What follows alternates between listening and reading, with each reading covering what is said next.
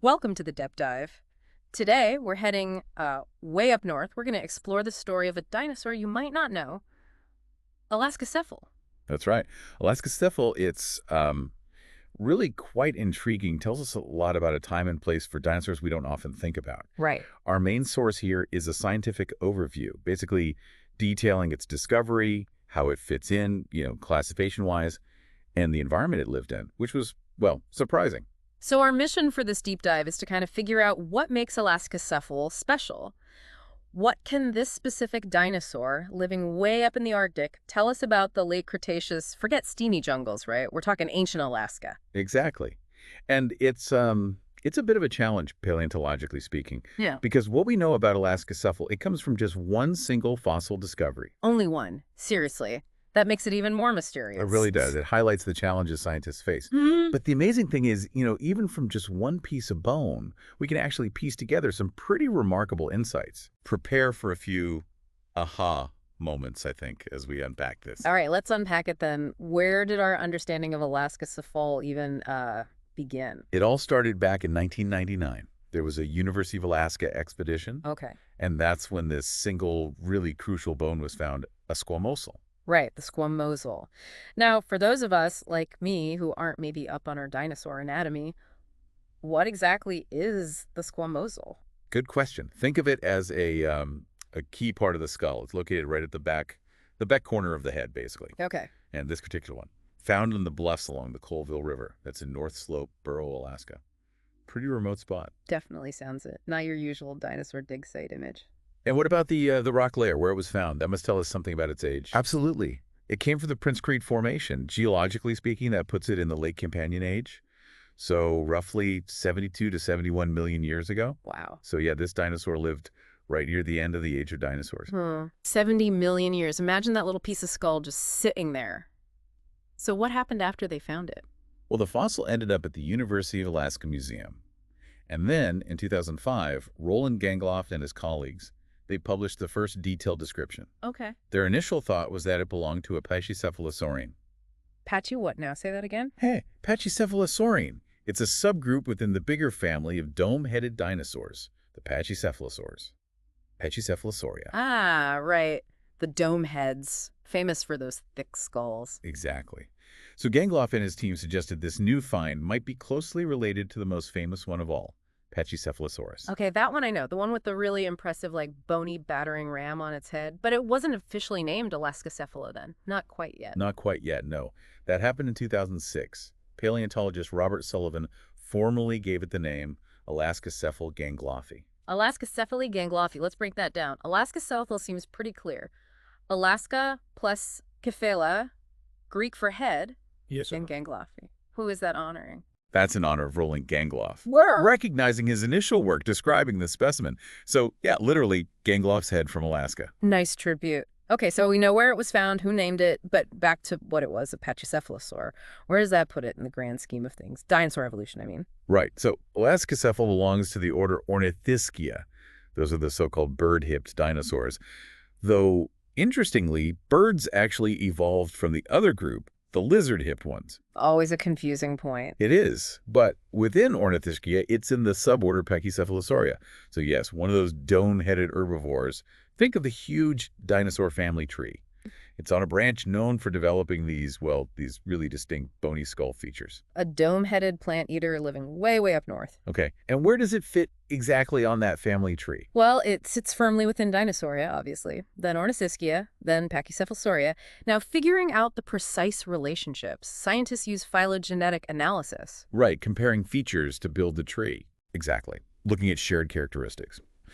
And for a while, these analyses pointed towards a pretty close link between Alaskacephala and Pachycephalosaurus. So they were thought to be pretty close cousins initially. That was the idea, yeah. Pachycephalosaurus is known for that really thick, solid dome, But it turned out Alaskacephale had a different kind of headgear.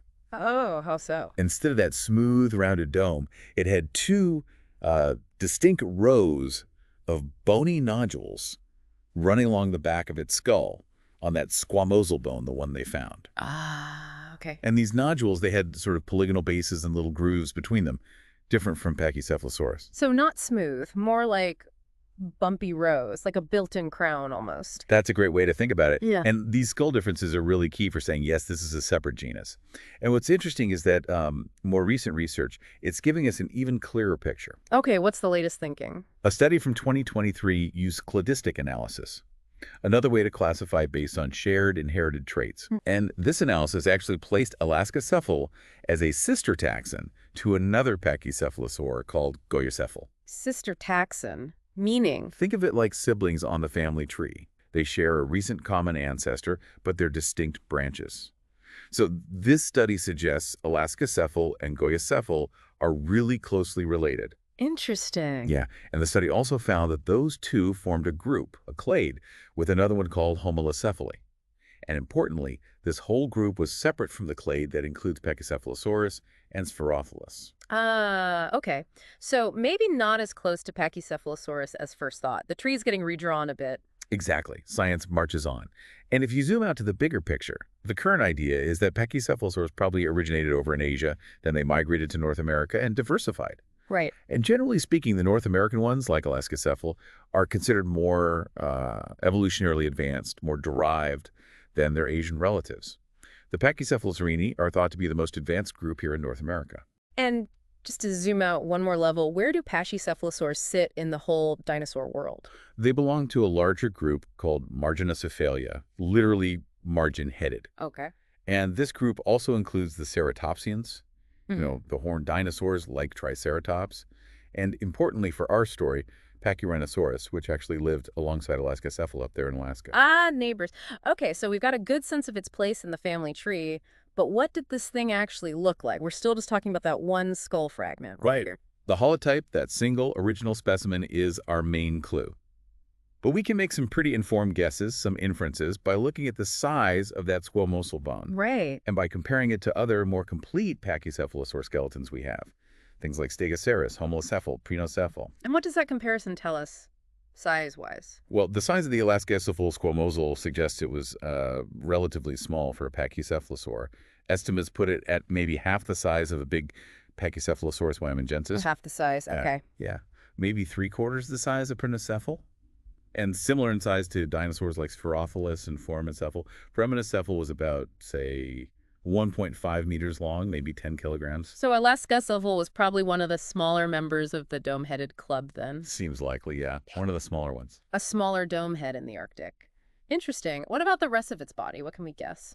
Based on its relatives, we can sort of hypothesize about its postcranial skeleton, everything behind the head. It likely had a fairly short neck, tiny forelimbs, those classic little T-Rex style arms, but on an herbivore. Right, the little arms. And long, strong hind limbs, suggesting it was bipedal, walked on two legs mostly, and probably had a thick kind of rod-like tail, held out stiffly for balance. Little arms, big legs, balancing tail. It Kinda sounds like a pretty standard small to medium dinosaur build, right? Pretty much, yeah. We also infer probably had a slender, maybe U-shaped neck connecting to the back of the skull. The backbone likely had strong connections, maybe reinforced with ossified tendons like bony fibers, making it stiffer. For support. Exactly, for support. Its hands were probably lightly built, maybe 5 fingers. And its feet likely had 3 main toes, the middle one longest, each ending in a claw, or ungul. So even with just that skull piece, you can build a pretty reasonable picture by looking at the relatives.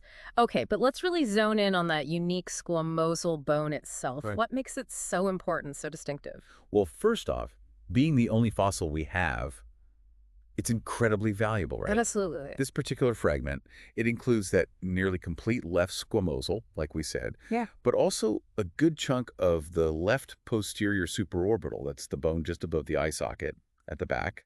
Okay. A little piece of the quadrate bone that's important for the jaw joint, and sections of the postorbital behind the eye. So it gives us a decent snapshot of the back corner of the skull. Definitely more than just a random chip.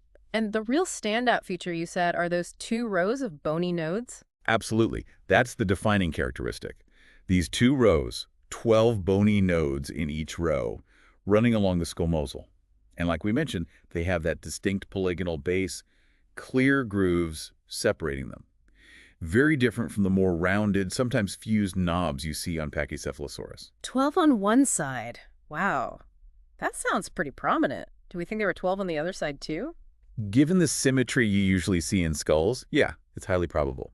12 nodes on the right side, too, making this balanced, maybe even kind of decorative feature. Mhm. And then right where the squamosal connected with that quadrate bone, the jaw joint bone, there was another little cluster of nodes. One big one in the middle, surrounded by 3 smaller ones. Almost like a little bony rosette right there at the corner. That's a perfect way to describe it. Eh. Now, there was an interesting point initially about the edge where the quadrate meets the squamosal. Yeah. It looked like an interdigitated suture, like a jagged interlocking connection, similar to what was seen in some Pachycephalosaurus fossils. Okay, so maybe a link. Well, Robert Sullivan, who named Alaskacephale, he later argued that this wasn't a natural suture point at all. He suggested it was actually just where the bone had broken, both in Alaskacephale and in those Pachycephalosaurus examples. Ah, so not a real feature linking them, more like a coincidence of breakage. A red herring. Exactly, a bit of a fossil red herring. We also have some measurements from this skull piece. The dome part, its thickest point, is about 4.05 centimeters. Okay, about 1.5 inches. Roughly, yeah. While the nuchal shelf, that flatter, curved bit at the very back of the skull, is much thinner, only about 1.5 centimeters. Yeah. And interestingly, like a lot of other Pachycephalosaurs, the back of the dome surface, it shows several small pits in the bone. Pits. Any idea what those might have been for? Blood vessels, maybe? That's one possibility. Their exact function is still a bit debated. Mm-hmm. Could be related to blood supply, channels for veins and arteries. Or maybe they played a role in how the bone grew or remodeled during the animal's life.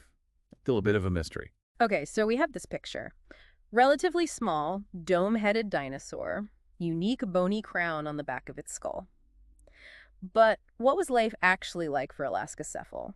Way up there in the ancient Arctic. Now here's where it gets really interesting. Alaskacephale lived at a super high paleolatitude. We're talking somewhere between 80 and 85 degrees north. 80 degrees north, that's really far north, further north than most of Greenland today. Exactly, which meant it experienced environmental conditions that were, well, way more extreme than what most other dinosaurs dealt with. Extreme how? I mean, the late Cretaceous was generally warmer than today, wasn't it? That's true. Globally, temperatures were higher. But even so, that far north, Alaskacephale would have faced huge seasonal swings. The warmer months maybe averaged around 10 to 12 degrees Celsius. Okay, cool summers. Yeah. But the colder months could have dipped down to around -2 degrees Celsius, plus or minus a few degrees. -2. That still sounds pretty chilly for a reptile. Absolutely. And on top of the cold, you have the light issue. That high latitude meant about 120 days of continuous low light conditions in winter. Months of twilight or near total darkness. Wow. That is just a world away from the sunny, tropical vibe we usually associate with dinosaurs. How on earth did they survive that? That's the million-dollar question, isn't it? The very fact that we find a diverse range of animals, including dinosaurs, up there strongly suggests they had some degree of endothermy. Endo what? Endothermy, the ability to regulate their own internal body temperature, like mammals and birds do. Yeah. Generating their own heat internally. Warm bloodiness, basically, or something like it. Something like it, yeah. This internal heat would have been pretty essential for surviving those long, cold, dark periods. So these probably weren't your typical cold-blooded reptiles just basking in the sun. They couldn't have been. So maybe not fully warm-blooded like a mammal, but definitely not fully cold-blooded either. Some intermediate, perhaps. That's fascinating. And Alaskacephale wasn't alone up there, right? It wasn't the only dinosaur braving the Arctic. Oh, not at all. The Prince Creek Formation. It's revealed a surprisingly rich ecosystem. Lots of different animals living together. Really? Who are its neighbors? Well, there's another big herbivore, the ceratopsian Pachyrhinosaurus peritorum. You know, the one with the big bony bots on its nose instead of horns. Right, Pachycephalosaurus. You also had the hadrosaurid Edmontosaurus, a big duck-billed dinosaur, very similar to the well-known E. regalis. And then, at the top of the food chain, you had a tyrannosaurid, Nanosaurus. Nanosaurus, that's a new one on me. Related to T-Rex. Yep. A smaller relative of Tyrannosaurus rex, seems to have been specifically adapted for this Arctic environment. Think of it as like a polar tyrannosaur, more compact, built for the cold. A mini tyrant king of the Arctic. That's quite an image. Isn't it? And besides those big guys, the fossil record also shows evidence of, let's see, an unnamed leptoceratopsid, another type of small horned dinosaur, an unnamed lambeosaurine, that's another kind of duckbill, the ones with the fancy crests, an unnamed thessalosaurin, a smaller agile plant eater, kind of like Pachycephalosaurus or Thescelosaurus, and an unnamed orodromine, another small, speedy herbivore like Orodromius. So, quite a mix of plant eaters. That really is quite a crowd, more diverse than I would have expected. It really was a surprisingly diverse dinosaur community up there. And we also find various meat eaters, large and small. There's a large troodontid, those brainy bird-like predators, Right. Dromaeosaurids, the raptor dinosaurs with the sickle claws, like Dromaeosaurus and Richardostegia. An unnamed Sauronatholistine, another type of bird-like carnivore. An unnamed Ornithomimosaur, the ostrich mimics. And even multiple types of early birds, actual avians. So a pretty bustling prehistoric Arctic scene. And it wasn't just dinosaurs either, was it? There were mammals, too. Correct. Several types of mammals also call this Arctic world home. We found fossils of a metatherian called Unuakamis. That's an early relative of marsupials like kangaroos and opossums. Then there's a Eutherian Gypsonyctoms. Eutherians are early placental mammals, the group that eventually led to most modern mammals, including us. Okay. We also find fossils of both unnamed and named multituberculates. They're a really successful, now extinct group of early mammals, like Smilodon. And even an indeterminate marsupial fragment has turned up. So, yeah, a surprisingly diverse mammal fauna, too. A real mix of creatures, all adapting somehow to this really challenging environment. And what's really telling is what's missing, or at least very rare, in the Prince Creek Formation. You don't find many fossils of typical ectothermic groups, cold-blooded animals like lizards, snakes, crocodiles. Ah. Their scarcity really backs up the idea that the animals that did thrive there, including Alaskacephale, must have had some level of internal temperature control, some way to keep warm. Makes sense. And did these different dinosaurs kind of stick to different areas? Did they have specific habitat preferences within this Arctic landscape? It looks like maybe they did, yeah. Some studies suggest Edmontosaurus, the big duckbill, might have preferred the coastal lowland areas, maybe near rivers or estuaries. Okay. Whereas Pachycephalosaurus, the horned dinosaur, seems to have been more common in the upland regions. Further inland, perhaps? And the predator, Nanosaurus. Interestingly, Nanophorus, the tyrannosaur, it seems to have been more widespread. Fossils turn up in various habitats across the Prince Creek Formation. Maybe it roamed more widely, hunting different prey in different areas. Okay, so let's try and sum this up. Alaskacephale, a relatively small, dome-headed dinosaur, unique bony nodes on its skull, living in this surprisingly diverse but challenging Arctic ecosystem during the late Cretaceous, facing long periods of cold, long periods of darkness. It really does sound like a tough place to make a living. Precisely. Its very existence there, that's a key takeaway. It shows us dinosaurs weren't just limited to warm, tropical places. They could adapt to extremes. Right. The unique skull features help us tell it apart from its relatives, appreciate the diversity within just the Pachycephalosaurs, and its presence in that environment. It strongly suggests, as we said, that at least some dinosaurs had adaptations, probably including some form of warm-bloodedness, allowing them to thrive where you might not expect them. It's really incredible how much you can piece together from, well, essentially one bit of skull. It just highlights the power of paleontology, doesn't it? Finding these clues and building these ancient stories. It truly does. Even really limited fossil evidence can offer these invaluable glimpses into prehistoric life and the amazing worlds that shaped it. So as we wrap up this deep dive on Alaskacephale, maybe a final thought for you, the listener. Considering those really harsh Arctic conditions, the cold, the darkness, what other adaptations might Alaskacephale have had? Things we just can't tell from that single bone fragment, maybe thicker feathers or fat reserves. And could that unique skull ornamentation, those nodes, have played any role beyond display? Maybe something to do with surviving in low light or even the cold. What other secrets might future finds in the Prince Creek Formation unlock about this really fascinating dinosaur from the top of the world?